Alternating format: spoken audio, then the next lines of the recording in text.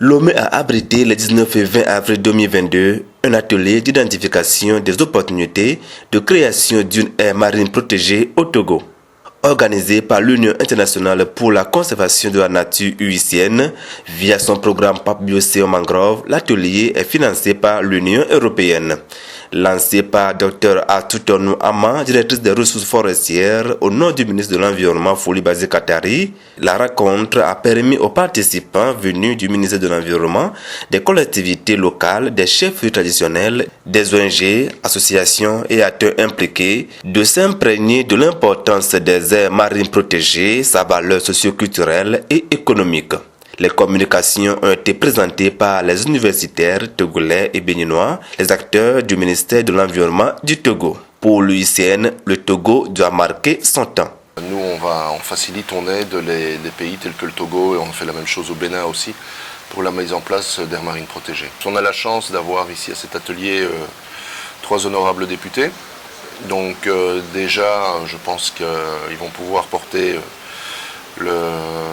les conclusions de cet atelier au Parlement. Donc on travaille avec les parlementaires, on travaille aussi avec les différents partenaires. Comme vous l'avez vu, il y a des chefs traditionnels.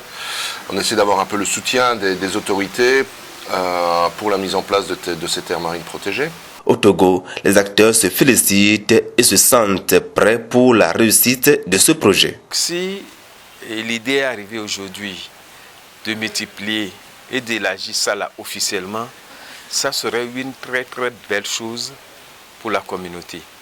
Avoir les aires marines protégées, c'est une très très belle chose. Et nous, à notre niveau, en tant que chef traditionnel, on souhaiterait vivement que l'État épouse l'idée. Lorsque vous prenez chacun des domaines d'intervention du programme, vous trouverez une place lorsque on va créer une aire marine protégée.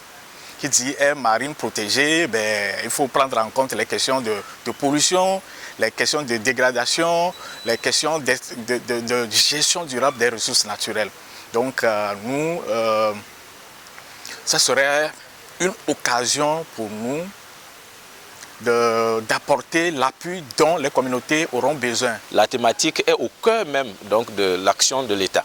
Et donc c'est vraiment une autre satisfaction pour le ministère de l'Environnement qui voit déjà un partenaire qui accompagne déjà le ministère ou en tout cas l'État dans ce sens, notamment l'appui aussi des ONG. Au cours de 2 jours de rencontre, l'expérience du Bénin a été partagée avec les acteurs impliqués. Il faut dire qu'au Bénin, les ressources marines sont menacées. Nous avons de la pression sur les ressources halieutiques. Nous avons les espèces qui sont menacées au Bénin. Nous avons les tortues, les baleines, les dauphins et autres.